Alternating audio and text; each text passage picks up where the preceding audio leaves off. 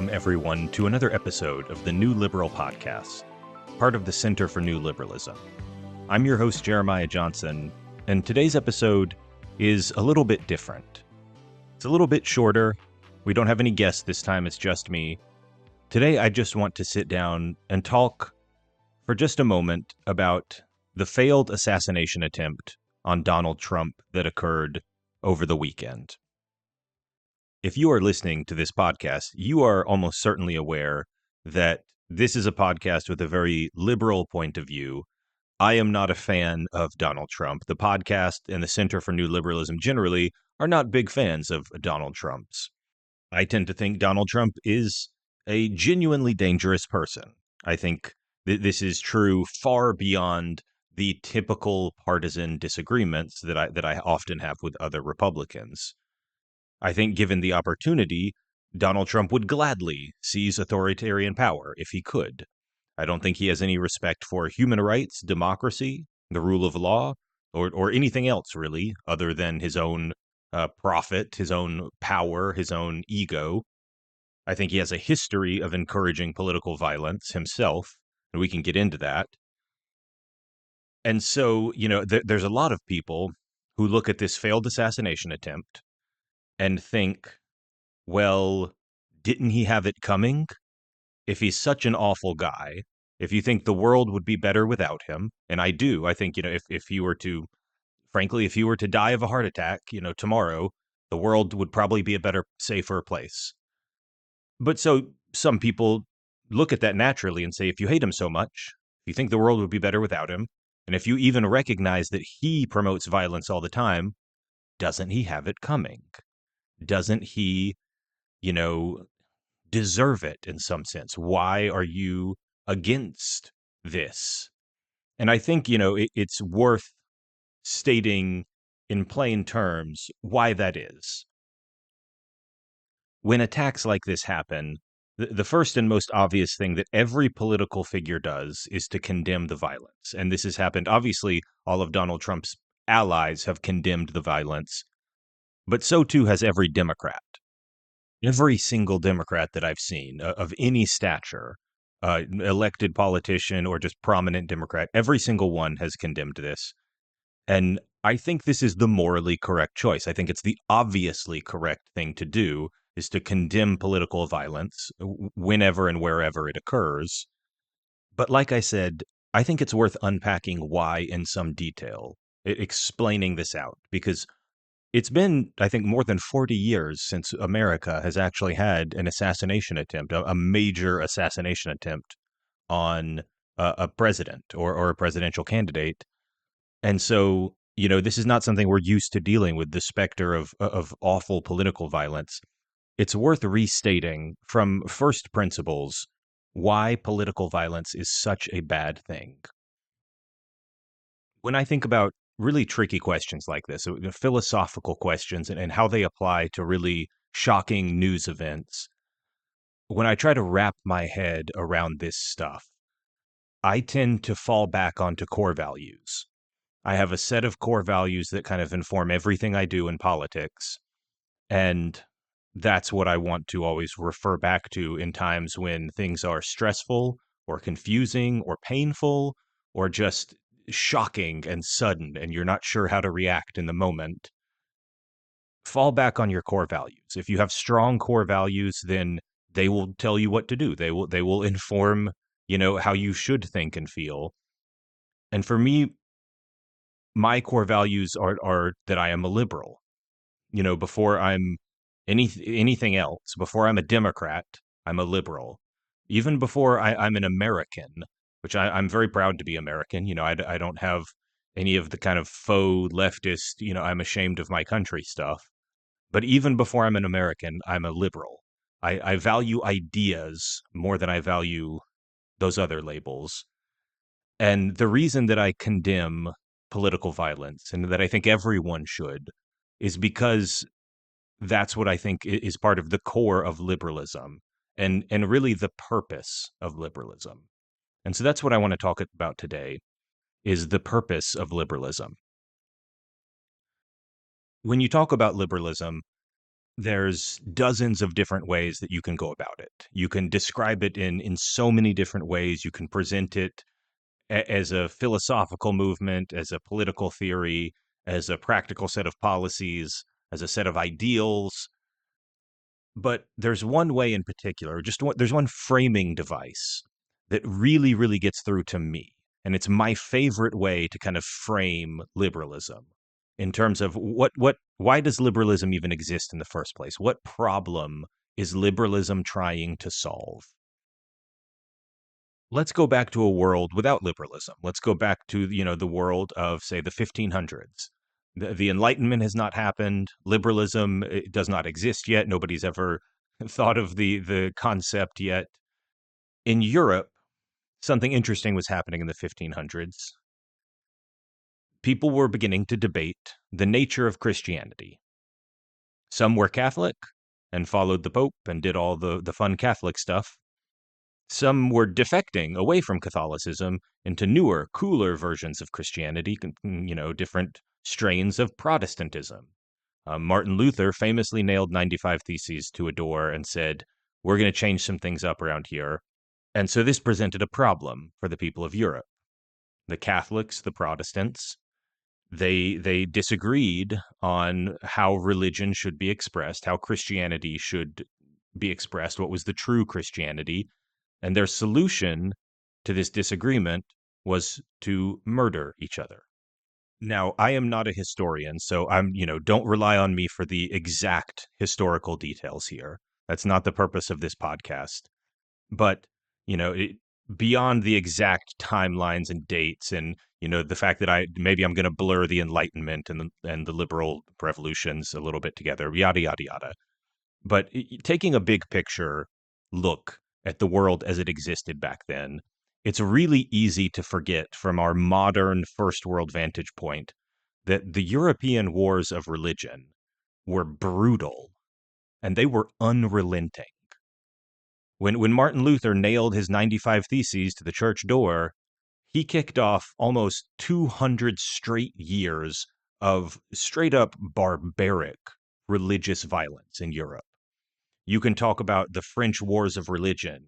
You can talk about the 30 Years' War. You can talk about the Hessian War. Practically every country in Europe had something. The English Civil War, the Danish Counts Feud, the Dutch 80 Years' War, the 9 Years' War, the Swedish War of Deposition, the Strasbourg Bishops' War. This is just a tiny number of these wars. I could literally sit here and read various religious wars that happened in the 1500s and the 1600s and the early 1700s in Europe. There's dozens of them. The defining feature of European history for about 200 years is Catholics and Protestants murdering each other. It's also worth pointing out that these were not heroic and gentlemanly affairs. This was not, noble warfare. These wars routinely involved just massacring entire towns and villages and trying to wipe out a region because the inhabitants picked the wrong side. They had picked the wrong religion. The people involved in these battles would parade around their enemies' corpses as trophies. There's one story where a bunch of Anabaptists took over a town hall because they thought, not even to get into it, but it's called the Anabaptist riot. And a bunch of Anabaptists basically seized the city center and took over a town hall.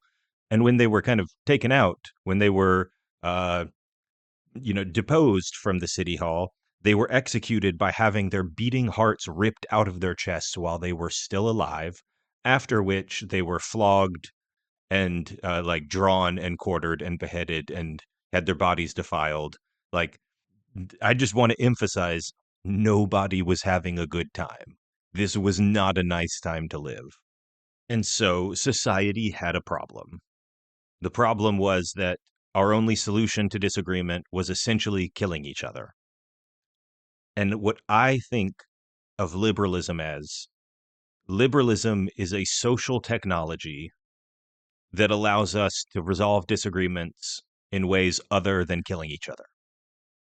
Liberalism proposes the solution that both Catholics and Protestants need to stop killing each other, and that each person could choose for himself which religion he would like to follow or she would like to follow. Or, if the town or a kingdom wants to decide we're all Catholics, we're all Protestants, so forth. Liberalism proposes the solution that you stop killing me and I'll stop killing you.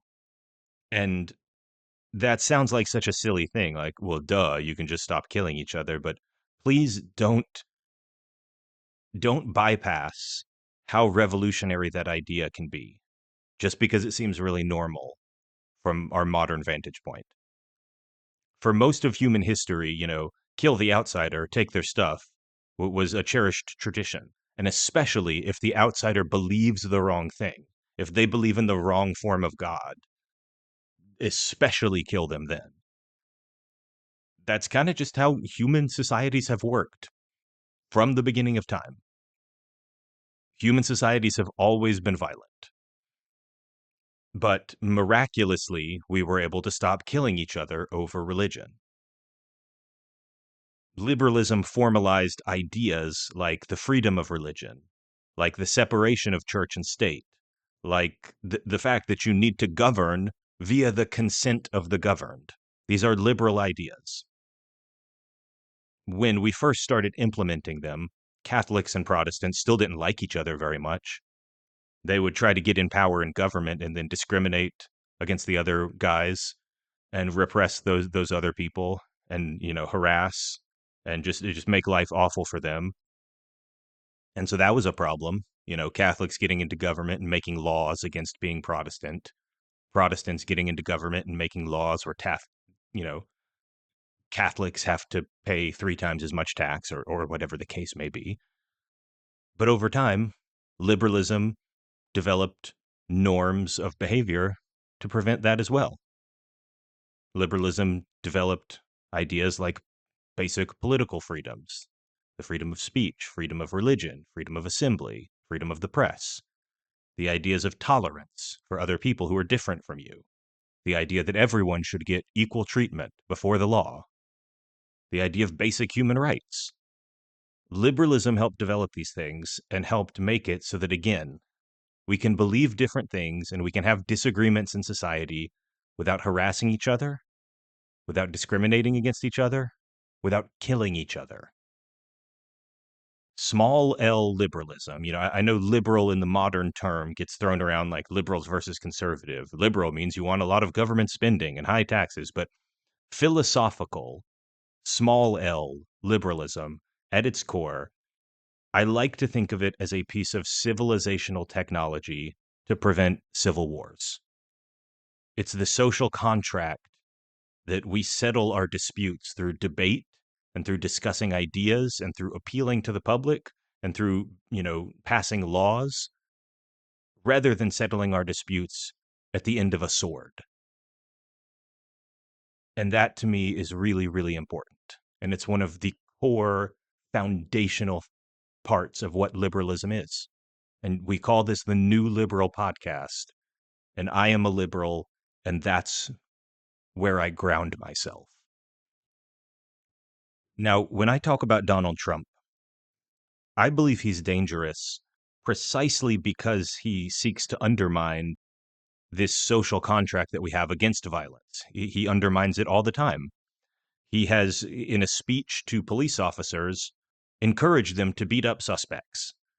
He has suggested that, I don't know if you remember this one years ago, but he said that Second Amendment people could take matters into their own hands against Hillary Clinton. He's asked police to shoot protesters. He has advocated for shooting migrants in the leg when they try to enter the U.S. Rather than using the silly little court systems that we have. Why not just shoot them? He threatened to deploy the military against Black Lives Matter, protests and riots, whether you want to call them protests or riots, whatever the disturbances that were happening. He threatened to deploy the military against them and said, when the looting starts, the shooting starts. He is very eager to talk about shooting people all the time. It's a disturbing pattern. He talks in charged tones about getting retribution on his enemies. He encourages crowds to beat up protesters. When in 2016, people were disrupting his rallies with protests, He encouraged crowds to beat the crap out of him. I think that's why he's dangerous, is because he undermines this norm that we're talking about, that we've, developed over the course of hundreds of years, that we don't physically attack each other with violence when we disagree. He also, of course, has very little respect for the other parts of liberalism. He doesn't seem to respect the rule of law or democracy very much. He obviously tried to overturn the results of the 2020 election. He urged officials like Brad Raffensperger, Mike Pence, to steal the election on his behalf. He famously instigated the January 6th Capitol invasion. He's stolen official records and lied about it. He's been convicted of 34 felonies. And you can kind of go on and on and on with this guy. I don't want to relitigate Trump's entire history because it's too long. But clearly, he thinks himself above the law, above institutions, and does not have respect for, liberalism or democracy or anything but himself, really. Now, Trump's rejection of these liberal values is why I believe he should never be considered for public office, and why I'm horrified that he was elected president in the first place, and that he may be reelected again.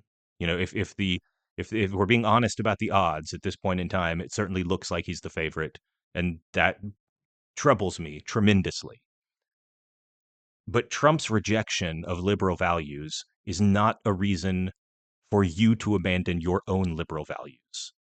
And it is certainly not a reason for anyone to attempt to assassinate him. In a real sense, if you try to assassinate your political enemy, if you try to assassinate Donald Trump, you have surrendered your philosophy. You have admitted that he was right all along to call for violence. Every time he called for violence, you've admitted that that's okay, that's the right thing to do, I guess. In a real sense, you have become Trump. You have surrendered to his worldview entirely. And going down that road where both sides just say, you know what, violence is good. If somebody disagrees with you, it's okay to beat them up, to shoot them, to assassinate them. Going down that road only leads to a single thing. It leads to the all against all war. And we know what that looks like. We can see in history. We know what that looks like. We don't want to go down that path. Now, I can imagine there's someone out there saying, look, if Trump's going to play dirty, shouldn't we resist? You want us to fight a fascist with peace and love? We have to fight fire with fire. I know that it can actually sound a little ridiculous at first glance to continue respecting all the norms and all the standards of behavior while your opponent plays dirty. This is the kind of thing that makes liberalism seem limp-wristed, weak-willed, a soft philosophy, unable to defend itself from the harder, more realistic, more powerful political philosophies. In argument to that, I can only point to history. Human history is just filled with genocidal empires and vicious authoritarians, fascists, communists, evil madmen of every single kind you can imagine. And yet somehow, almost always, they end up losing to liberalism in the long run. Liberalism, the weak, liberalism, the soft, liberalism, the accommodating of its enemies. Liberalism, who's willing to hear you out, even if they think you're evil. Liberalism, who's slow to action, who never fires the first shot. Somehow that liberalism has triumphed over so many other forms of government. Nazi fascism was defeated. Soviet communism withered away. Europe's colonial empires all dissolved, essentially voluntarily. You look at leaders like Nelson Mandela, who early in his career, he had the right idea and he was super, super violent. And then he got weak-willed later in his career and turned to namby-pamby liberalism. And look how that turned out. Well, actually, how it turned out was he accomplished almost nothing while he was a violent guerrilla. And once he turned to nonviolent action, it took some time, but he won the freedom of his people. Gandhi pushed out one of the largest empires the world has ever seen by threatening to starve himself to death peacefully, to the point where you almost wonder, wait, that worked? Yeah, it worked. All of these forms of authoritarian government, these strongman forms of government, they do end up falling. It's funny, monarchy, which is probably the most, one of the strongest forms of government that's existed in human history, has been a feature of human history for almost as long as history has existed. Monarchy is now, excepting one or two countries, it barely exists anymore. Where monarchy exists, it's essentially a quaint tourist attraction.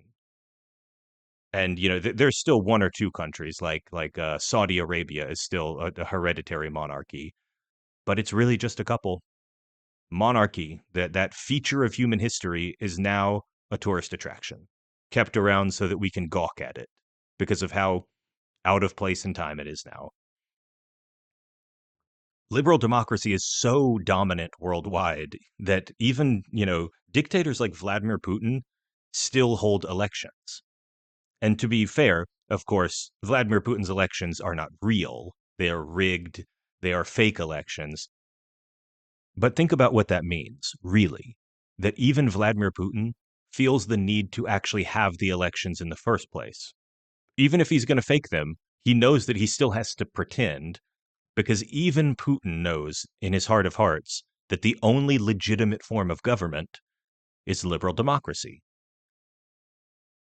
This is why strongmen who clearly are not actually giving up power still feel the need to pretend, because even they know that they are illegitimate.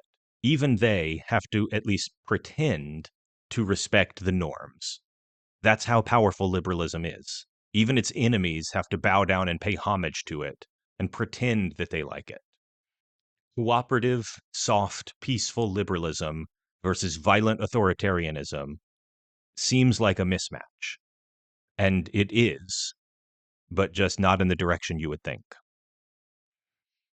There's going to be a lot of debate in the coming days and weeks and months about what the shooter was trying to accomplish. As of the time of recording, we don't have a ton of information on the shooter's motives. We know that the shooter gave a small donation to Act Blue a few years back, the Democratic fundraising site. But we also know that the shooter was a registered Republican for several years, and that classmates described him as a conservative, and that he died wearing the T-shirt of a gun YouTuber. So there's kind of this muddled picture where it seems like a conservative person was the shooter, but at the same time, the shooter did not have very much social media at all. At least at the time of this recording, nobody's identified a manifesto of any kind. They've not identified a blog, an Instagram, a Twitter account, pretty much anything. And so the motives remain unclear. People are going to fight about that. People are going to turn it into a culture war. People are going to turn it into actually it was this, actually it was that. I don't want to play that game because frankly, I don't care.